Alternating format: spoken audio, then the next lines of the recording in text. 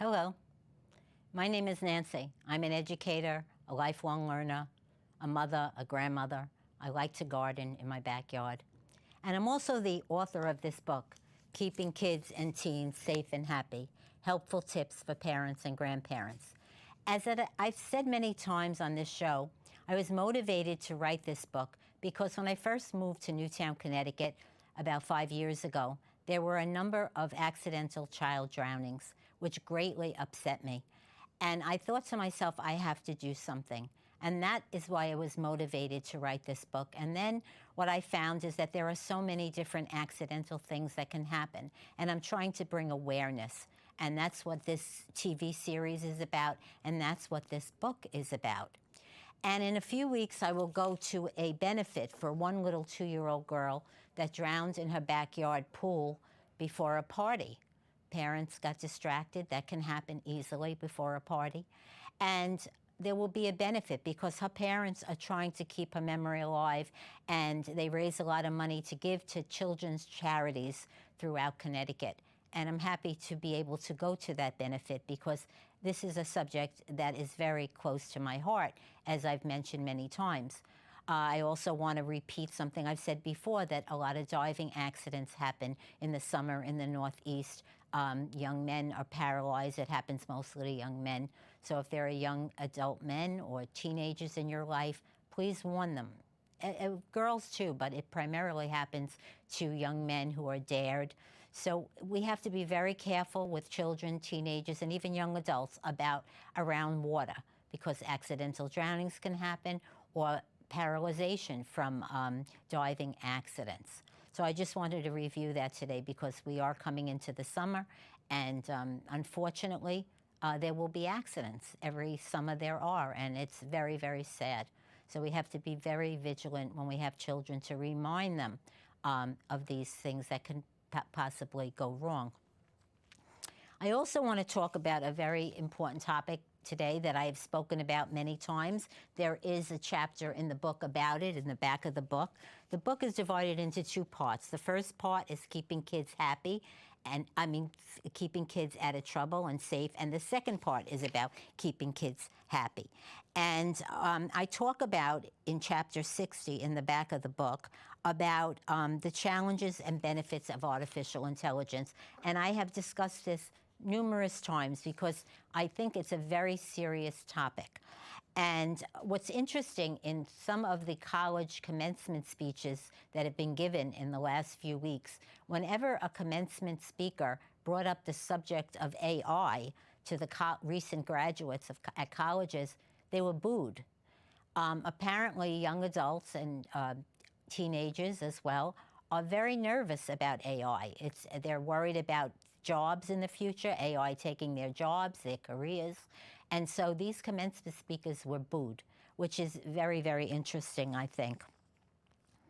So I've mentioned a few times that unregulated AI is the problem. AI can be used for good or it can be used for evil. When it's used for good, we'll hopefully find cures for diseases.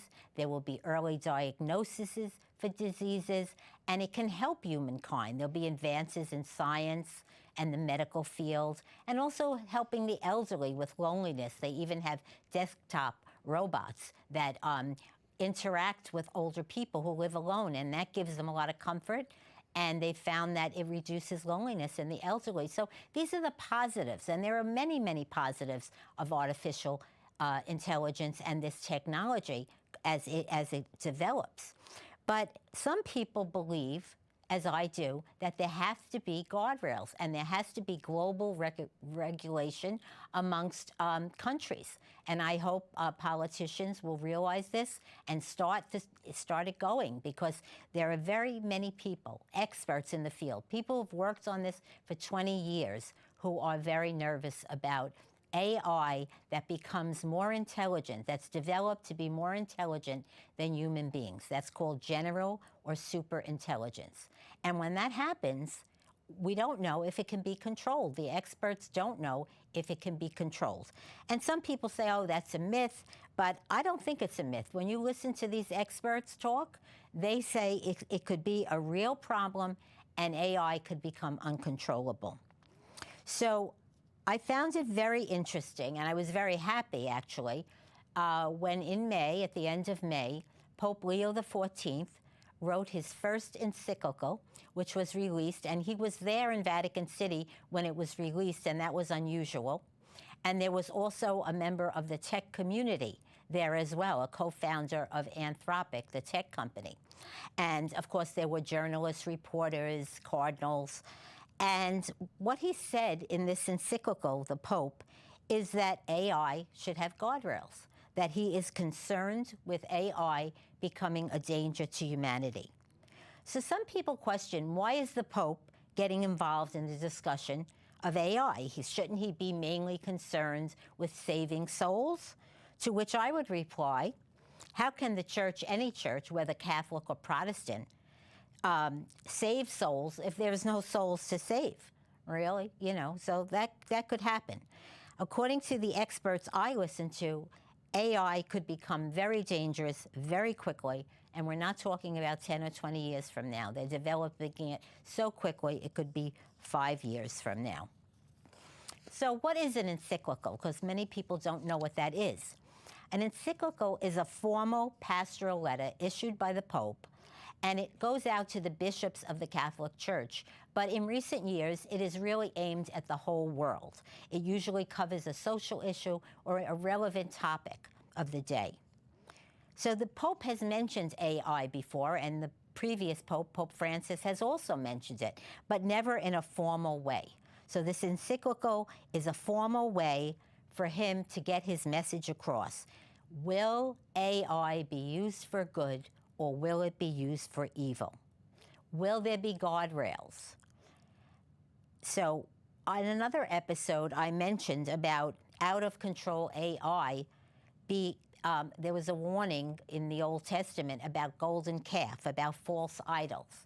So AI could become a very dangerous false idol, competing with God's creation. And Pope Leo mentioned in his encyclical that unregulated AI risks becoming a Tower of Babel. He cautioned that a society obsessed with modern technology and with extreme efficiency, profit, and power is similar to the biblical builder's pride by attempting to reach heaven without God. So it's clear that Pope Leo and all his advisors and the scientists that are around him are concerned, and the experts are concerned. So I think that we should all be concerned and make your concerns known to your politicians. Also, I think that it's important to remember that we all want national security. We all want us to have dominance in our country with AI to protect us. I mean, that's a common sense. We want national security. But on the other hand, the leaders of all the countries in the world should be coming together, and they should say, we need to have some regulation. We need global regulation. I hope we will see that in the coming year or the coming years as soon as possible. And this is a quote from the encyclical. Solidarity demands that decisions regarding data, algorithms, platforms, and artificial intelligence take into account not only the immediate benefit for a few, but also the impact on all people and on future generations. And as I've said before in another show, I'm concerned for the future of my grandchildren and all the children of the world, because AI can really cause problems, and much greater problems than just job losses. So it is something to be concerned about, and I'm glad that the Pope mentioned that about future generations. He also mentioned something that is very important for parents to take note of. And he said this: having a personal mobile device at too early an age and using it without adult supervision can exacerbate young people's vulnerabilities, foster addiction, and expose them to isolation, bullying, and cyberbullying, as well as to pressures to share intimate images or sensitive information. Next week, I'm going to talk about teenagers and young adults who are pressured into sharing sexual images and the devastating effects that can have. So I think the Pope must have read that, or his advisors must have read the research, but it is a very big problem. So if you're interested, you can read online this encyclical, as I will do. I've read parts of it. I haven't read the whole thing yet, but it is available online, and you will learn a lot. And now I want to talk about something, a happy topic. I always try to end the second part of the show with a happy topic to end on a positive note. And these are topics I've spoken about before, but again, being that the weather is turning nice in the Northeast where I live, and when this show airs, it's very important to remember the benefits. And what I'm going to talk about now, it's free. It's free and it's good for you. It's good. It reduces anxiety. It lessens stress. It helps build vitamin D in your body, which is very important. And that is the benefits of being out in sunshine. Early morning sunshine is very, very good because you absorb healing rays from the sun. And it's good for your heart, your mind, your body, your whole being. And again, it lessens anxiety. Also, as I just read in this book, but I've spoken about it before, this Reader's Digest was from last year, May of last year. And the story I was most interested in this Reader's Digest was entitled, How Nature Heals Us. How Nature Heals Us. Again, this is free. It's accessible to all of us. And what it says is that, and I've mentioned this before, that doctors more and more are prescribing for anxiety, to improve mood, to improve physical and mental health, that people go out, children, adults, teenagers, go out into nature, walk amongst the trees, walk through a forest with the proper, of course, clothing and the proper insecticides to protect yourself from ticks, but to be outdoors. And it says in this study that this is science-based. It's science-based. They have data that supports that just being outdoors, even for 5 minutes, going for a walk in a park or in a neighborhood with a lot of trees, will help you reduce anxiety. And in this article, Dr. Scott Kaiser says, he frequently uses nature prescriptions to help his patients mentally and physically. Nature has a profound impact on healthy aging and overall well-being. He said, I cannot overstate how powerful nature can be as a healer. I'll repeat that. I cannot overstate how powerful nature can be as a healer. This is from a doctor. So it's about soaking in and being mindful. Try not to be on your phone. Try not to be talking on your phone. Just walking peacefully. You can walk with someone else, of course, but try to be peaceful. Don't talk about subjects that will get you nervous or upset. And just appreciate being outdoors. Also, a sensory walk, which they talk about in that article, is just using your 5 senses. You're using your senses to absorb the goodness in nature and the peace of being in nature. Another thing I wanted to talk about that's very important is the benefits of walking. Just simply walking has so many positive benefits. And again, since the weather is nice outside, today is a beautiful spring day, walking relieves stress, it reduces blood pressure, it's good exercise, good for your heart, good for your brain. It lowers blood sugar levels if you take a walk after dinner. So you can join a gym, you can go to the gym, that's wonderful, but simply just taking a walk is an easy way to exercise and to lower your stress levels and help you to feel better. So these are really simple things that are free and you can do. I also have spoken about in past shows about taking day trips, how wonderful it is just to go on a day trip in your neighborhood, in your city, in your town, and find new things, discover new places to go. And one place I'm going to suggest today I've heard about it, I've never been there. It's called the Elizabeth Park Conservancy and Rose Garden. It's in Hartford, Connecticut.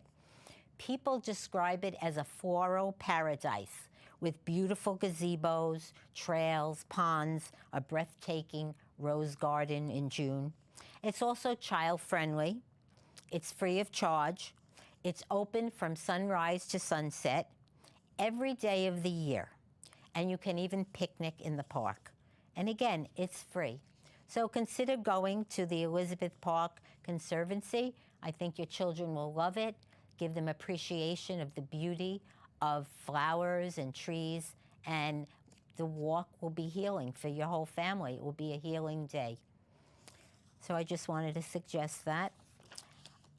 If you want more information, you can go to my website, keepingkidsandteensafeandhappy.com.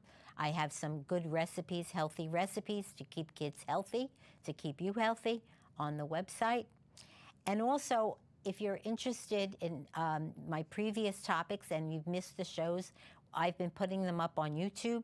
You just have to search Nancy Azzaro, and many of the shows that I've done are on YouTube already, but I will be adding more in the future. And I would always like to end this show with a blessing. And also, please read the special dedication at the end of this show. The book and the series is dedicated to children. They're very close to my heart. So some final thoughts. May I live with peace, and may you live with peace.